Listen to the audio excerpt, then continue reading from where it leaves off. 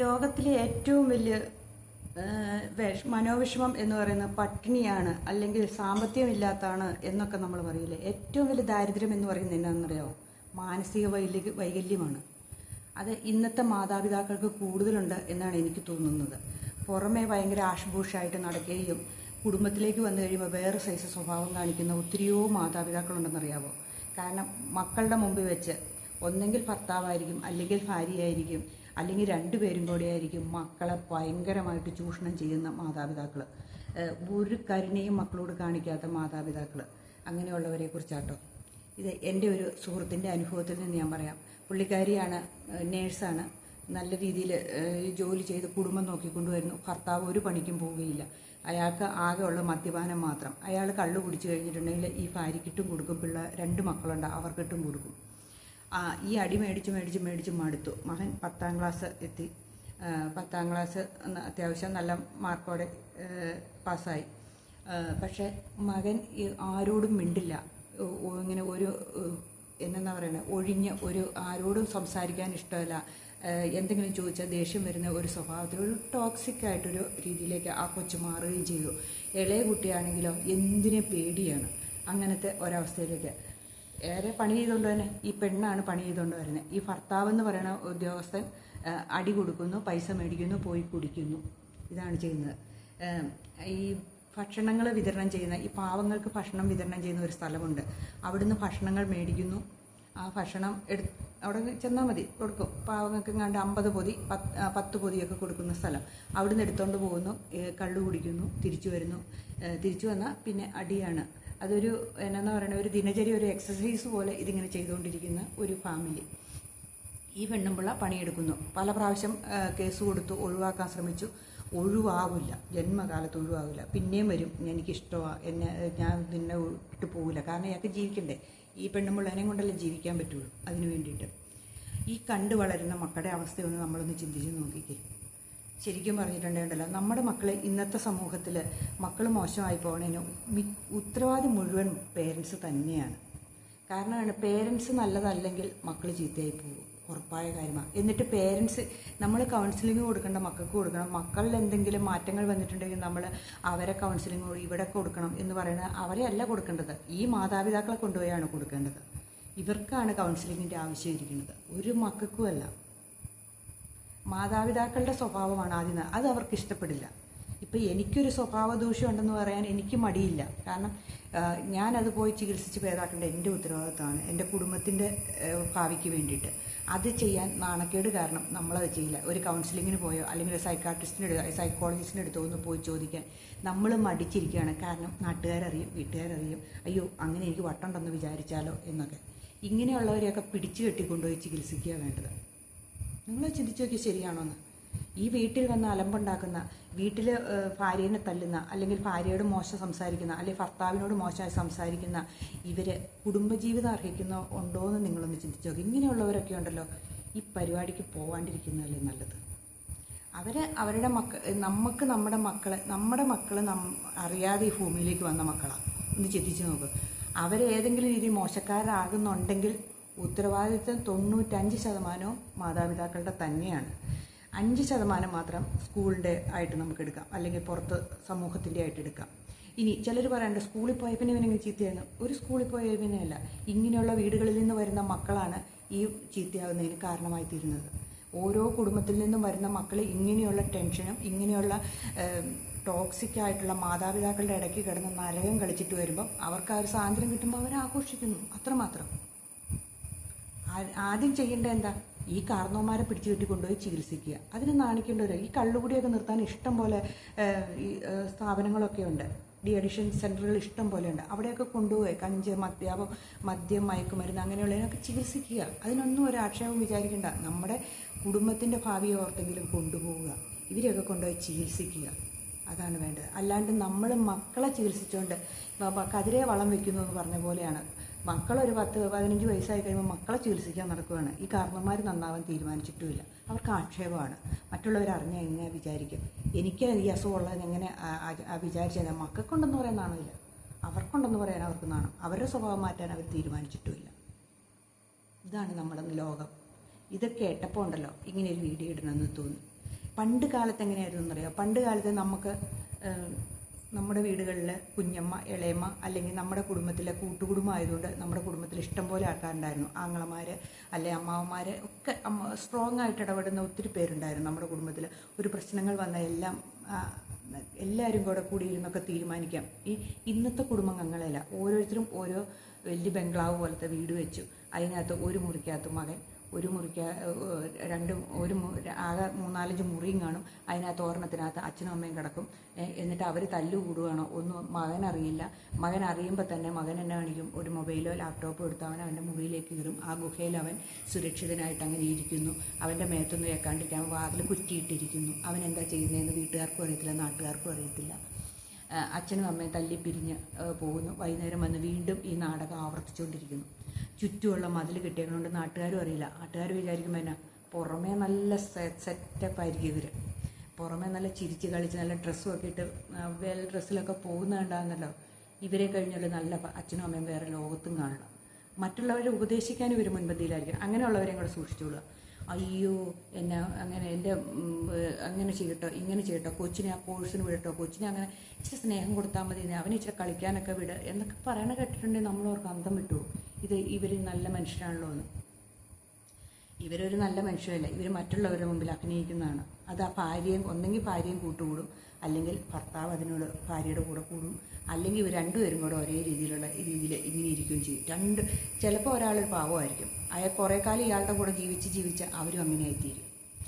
ഒന്നെങ്കിൽ ഭർത്താവ് പാവമായിരിക്കും, ഭാര്യയുടെ കൂടെ ജീവിച്ച് അയാളും അങ്ങനെയാകും. അതാണ് സംഭവിക്കുന്നത്. ഇതിനിടയ്ക്ക് വിട്ടുപോകുന്ന ഈ പാവം മക്കളായിരിക്കും. ഇപ്പോഴത്തെ സ്കൂൾ ജീവിതം അതുപോലെ തന്നെയാണ്. സ്കൂളിൽ ചെന്ന് കഴിഞ്ഞിട്ട് പഠിത്തം വേറെ ഒരു കൊച്ചിന് മാനസികമായിട്ടുള്ള ഉള്ള സ്കൂളുകളൊക്കെ അപൂർവ സ്കൂളുകളേ ഉള്ളൂ. നമ്മൾ ഇപ്പം പേരൻസിനാണെങ്കിൽ ഭയങ്കര കാശൊക്കെ കൊടുത്ത് വലിയ സ്കൂളിലൊക്കെ വിട്ട് പഠിപ്പിക്കാൻ ശ്രമിക്കും. കൊച്ചിന് സമൂഹത്തിനോടോ അല്ലെങ്കിൽ നാട്ടുകാരോടോ ഒരു പ്രതിബദ്ധതയില്ലാണ്ട് അവരുടെ കാര്യം നോക്കി വളരാൻ ശ്രമിക്കും. സ്വന്തം കാര്യം ചിന്താവാം, അത് കഴിഞ്ഞ് വേറൊന്നും ഇല്ലാത്ത രീതിയിലേക്ക് ആ കുട്ടികളും വളർന്നു വരും. ഇതാണിപ്പം നമ്മൾ കാണുന്നത്, ഇല്ലേ? സമയത്ത് മാതാപിതാക്കളും സമൂഹത്തിലേക്ക് നമ്മുടെ മക്കൾ കുഞ്ഞുനാൾ തൊട്ട് കാണുന്നതന്നെ നമ്മളെ കണ്ടു വളരുന്നത്. 2 സ്ഥാപനങ്ങളിൽ കൂടിയാണ് മക്കളുടെ വ്യക്തിത്വം വികസിച്ചു വരുന്നത്. ഒന്ന് വീടും, ഒന്ന് വിദ്യാലയം. ഈ 2 സ്ഥലവും പോക്കടിച്ചിട്ടുണ്ടെന്നുണ്ടല്ലോ, പോയി എന്ന് കൂട്ടിയാൽ മതി. വിദ്യാലയത്തിൽ നടക്കുന്ന അധ്യാപകർ നല്ല പ്രൊഫഷണലായിട്ടുള്ള നല്ല അധ്യാപകരുടെ അടുത്തിരിക്കുന്ന മക്കളുണ്ടല്ലോ, എല്ലാ കാര്യങ്ങളും അധ്യാപകരോട് തുറന്നു പറയും. അധ്യാപകരോട് കൂട്ടുള്ള എത്രയോ കുട്ടികളുണ്ടെന്നറിയാം. നല്ല കൂട്ടാകുന്ന അധ്യാപകന്മാർ എത്രയുണ്ടെന്നറിയാവും. അധ്യാപകരെന്ന് പറയുമ്പോൾ പിള്ളേർക്ക് നല്ല ടീച്ചറാ, നല്ല സാറാ എന്നിങ്ങനെ പറയുന്ന അവസ്ഥയിലേക്ക്, അല്ലാണ്ട് ഒരു സൂട്ടും കോട്ടും ഇട്ടിട്ടിരുന്നിട്ട് അധ്യാപകനാന്ന് പറഞ്ഞിരുന്നിട്ട് വല്ല കാര്യമുണ്ടോ? ആ വിദ്യാർത്ഥികളെ വീട്ടിലെ മുഴുവൻ ടെൻഷനും കൊണ്ട് തീർക്കുന്ന സ്കൂളിലേക്ക് ആക്കുന്നതിന് വല്ല പ്രയോജനമുണ്ടോ? ആ കുട്ടികൾ പിന്നെ എങ്ങനെ നന്നാവും? കുട്ടികൾക്ക് വീട്ടിലും ഇല്ല സ്വൈര്യം, സ്കൂളിലും ഇല്ല സ്വൈര്യം. ആകെ പഠിക്കുക എന്ന് പറയുന്ന ഒരവസ്ഥയിലേക്ക്. ആ സമയത്ത് കൂട്ടുകൂടി പഠിപ്പിച്ച എത്രയോ വിദ്യാർത്ഥികൾ പഠിച്ചു പോകുന്നത്. ചില അധ്യാപകരെ ഭയങ്കര ഇഷ്ടമുള്ള ഞാൻ കേട്ടിട്ടുണ്ട്.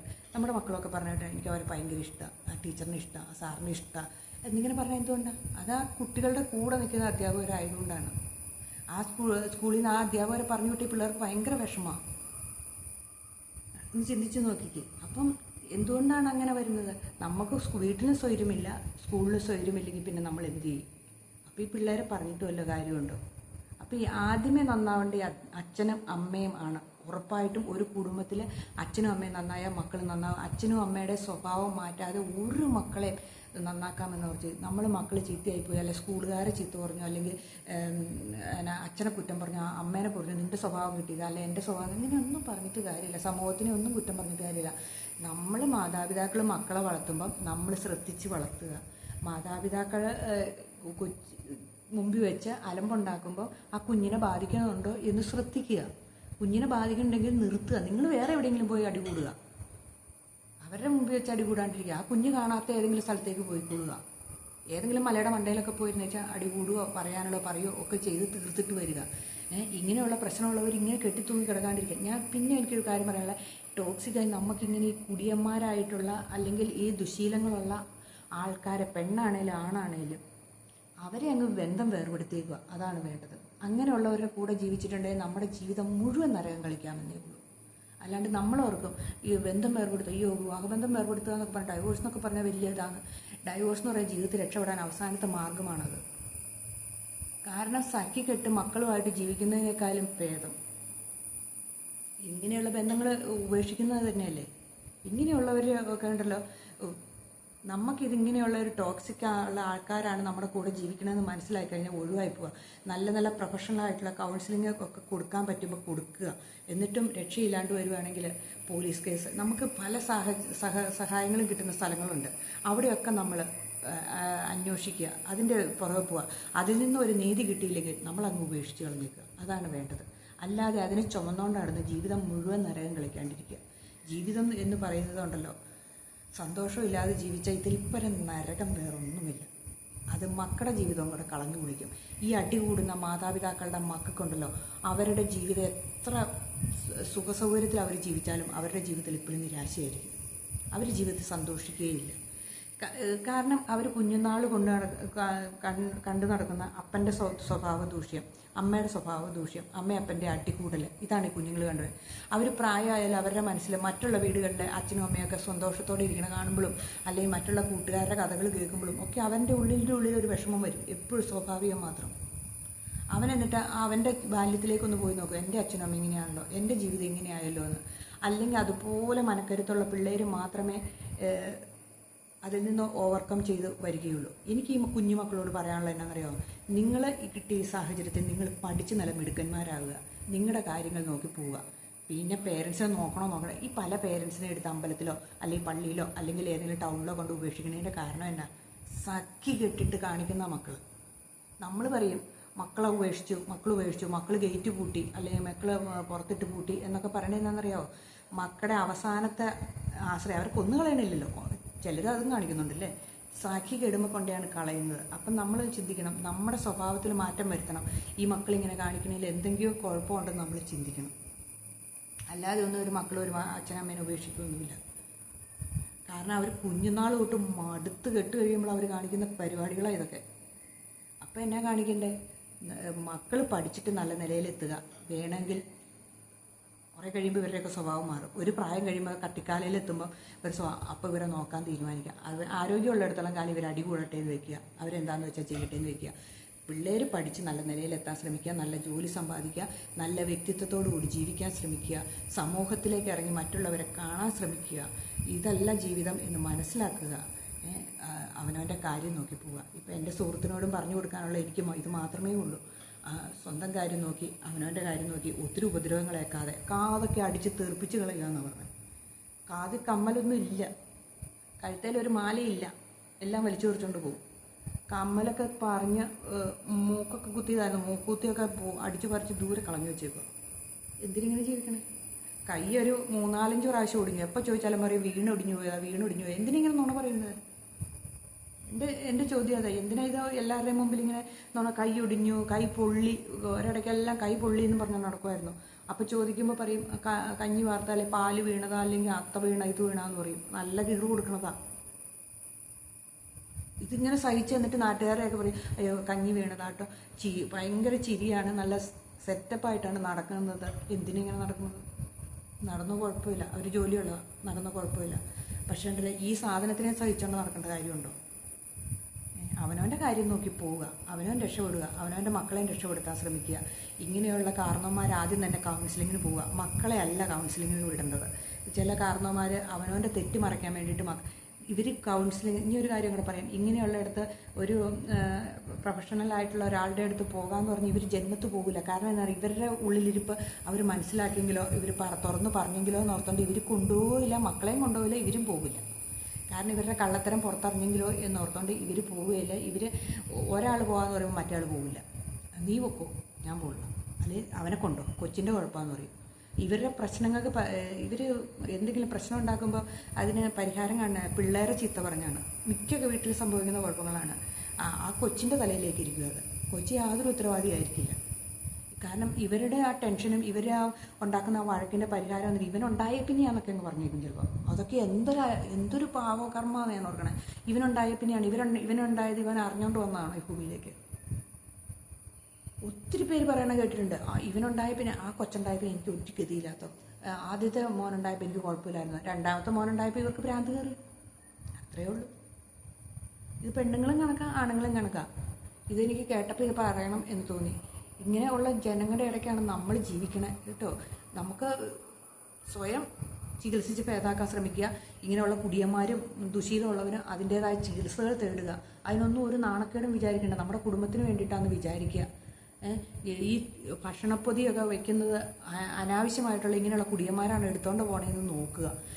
അനാവശ്യമായിട്ട് ഇങ്ങനെ സ്ഥലങ്ങളിൽ ഭക്ഷണപ്പൊതി കൊടുക്കുന്നിടത്ത് നിന്ന് മേടിച്ചോണ്ട് പോകും. അയ്യോ പാവമാണെന്നും പറഞ്ഞോണ്ട് ഇവൻ്റെ കയ്യിലിരിപ്പും കൊണ്ട് മേടിച്ചോണ്ട് പോയിട്ട് കുടിക്കാൻ വേണ്ടി കൊണ്ടുപോകുന്നതാണ്. പൈസ മേടിക്കാൻ നടക്കുന്നവരുണ്ട്. ഭാര്യ എന്നിട്ട് അടച്ചോണ്ട് നടക്കും. ഭാര്യ എന്നിട്ട് കടം വീടിക്കൊണ്ട് നടക്കും.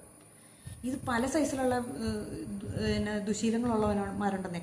കടം മേടിച്ച് അവിടെ ഇവിടെ സഹായിച്ചോണ്ട് നടക്കണവന്മാർ, മദ്യപാനം, മയക്കുമരുന്ന് അങ്ങനെ നടക്കണവന്മാർ, പെണ്ണുപിടിയന്മാർ, ഇവന്മാരെയൊക്കെ വെറുതെ വിടരുത്. സത്യം ഞാൻ പറഞ്ഞതാണ്. ഇതിനെയൊക്കെ എടുത്ത് ദൂരെ കളഞ്ഞേക്കുക. അപ്പം തന്നെ നമുക്ക് സമാധാനം ഉണ്ടാകും. അതാണ് എനിക്ക് ഇന്നത്തെ വീഡിയോ പറയാനുള്ളത്. അപ്പോൾ ഇത് കൂട്ട് നശിച്ച കാരണവന്മാർക്ക് വേണ്ടിയിട്ടുള്ള വീഡിയോ ആണ്. അല്ലാണ്ട് മക്കളെ കുറ്റം പറഞ്ഞിട്ട് മക്കൾ മദ്യം മയക്കുമരുന്ന് മക്കൾ ആയിപ്പോകും. സ്വാഭാവികമായിട്ട് ഇങ്ങനെയുള്ള വീട്ടിലെ മക്കൾക്ക് പിന്നെ വേറെ ഒരു സന്തോഷം കണ്ടെത്താൻ പിന്നെ അവരെവിടെ പോകും? വീട്ടിൽ ഇരുന്ന ഒരു സമാധാനവും കിട്ടില്ലെങ്കിൽ പിന്നെ അവർ സന്തോഷം കിട്ടാൻ അടുത്ത മാർഗ്ഗങ്ങൾ ചെയ്യും. അവരെ അടുത്ത കൂട്ടുകൾ അന്വേഷിച്ച് പോയിക്കൊണ്ടിരിക്കും. ഈ വിൽപ്പനക്കാരാ മദ്യം മയക്കുമരുന്ന് അല്ലെങ്കിൽ കഞ്ചാവ് വിൽപ്പനക്കാരനാന്ന് പറയണ അവൻ്റെ കുടുംബ പശ്ചാത്തലമാണ് അവനെ കൊണ്ട് ഈ സാഹചര്യത്തിലെത്തിക്കണേ. അവൻ എത്ര പഠിച്ച് വലിയ ഡിഗ്രി ഉണ്ടെന്ന് പറഞ്ഞിട്ട് അവൻ എത്ര വലിയ ആളാന്ന് പറഞ്ഞാലും അവൻ്റെ ഉള്ളിൽ നിന്ന് ആ വിഷമം പോവില്ല. അത് നമ്മൾ ചിന്തിക്കണം. മെക്കാനിക്കൽ എഞ്ചിനീയർ കഴിഞ്ഞ ദിവസം വീടുകൾ കുത്തിത്തുറന്ന് മോഷണം നടത്തിക്കൊണ്ടിരുന്നു എന്ന് പറഞ്ഞിട്ടില്ലേ? അവൻ്റെ സാഹചര്യം കൊണ്ട് എത്തിക്കണം. അവൻ എത്ര വലിയവനായി കഴിഞ്ഞാലും അവൻ്റെ ആ ഉള്ളിൽ ആ ക്രിമിനൽ സ്വഭാവം മാറുകയില്ല. നമ്മൾ പലരെയും സ്കൂട്ടർ ഇടിച്ചു കൊല്ലണവരെയും വാഹനം ഇടിച്ചു കൊല്ലണവരെയും ഒക്കെ നമ്മളും വലിയ വിദ്യാഭ്യാസമുള്ളവർ IAS ഒക്കെ കാണാറില്ലേ? ഏതൊക്കെ നിലയിൽ പോയി എന്ന് പറഞ്ഞിട്ടും കാര്യമില്ല. അപ്പം നമ്മൾ ചിന്തിക്കുക, നമ്മളിലുള്ള സ്വഭാവങ്ങൾ മാറ്റാൻ നമ്മൾ തന്നെ ഓരോരുത്തരും അവനവനെ മാറ്റാൻ വേണ്ടിയിട്ട് അതിന് തക്കതായ മാർഗ്ഗങ്ങൾ കണ്ടുപിടിക്കുക, അതിലൂടെ മാറ്റിയെടുക്കാൻ ശ്രമിക്കുക. അതാണ് വേണ്ടത്. അല്ലാണ്ട് ഇത് വെച്ച് നീട്ടി കാലം കഴിഞ്ഞു പോയിട്ട് ഒരു പ്രയോജനമില്ലാതെ വഴിയിൽ തള്ളുന്ന അവസ്ഥയിലേക്ക് ആകാതിരിക്കുന്നതല്ലേ നല്ലത്. അപ്പം എൻ്റെ കൊച്ചുമക്കളോട് പറയാനുള്ളത്, നിങ്ങൾ പഠിക്കുക, നിങ്ങളുടെ ജീവിതം രക്ഷപ്പെടുത്തുക. നിങ്ങൾക്ക് എന്തെങ്കിലും മാനസിക വിഷമം ഉണ്ടെങ്കിൽ അതുപോലെ അർഹതപ്പെട്ടവരോട്, സ്കൂളിലാണെങ്കിൽ സ്കൂളിലെ പ്രിയപ്പെട്ട ടീച്ചേഴ്സ് ഉണ്ടെങ്കിൽ അവരോട് പറയുക. വീട്ടിൽ പറയാൻ പറ്റുന്ന അമ്മ ടോക്സിക് അല്ലെങ്കിൽ അമ്മയോട് പറയുക, അല്ലെങ്കിൽ അടുത്ത നല്ല സുഹൃത്തുക്കളോട് പറയുക. അവർ മുഖാന്തരം എന്തെങ്കിലും ചെയ്ത് രക്ഷപ്പെടാൻ ശ്രമിക്കുക. ഈ കാരണവന്മാരെ കൊണ്ട് ജീവിച്ചിട്ടൊന്നും ഒരു കാര്യമില്ല കേട്ടോ.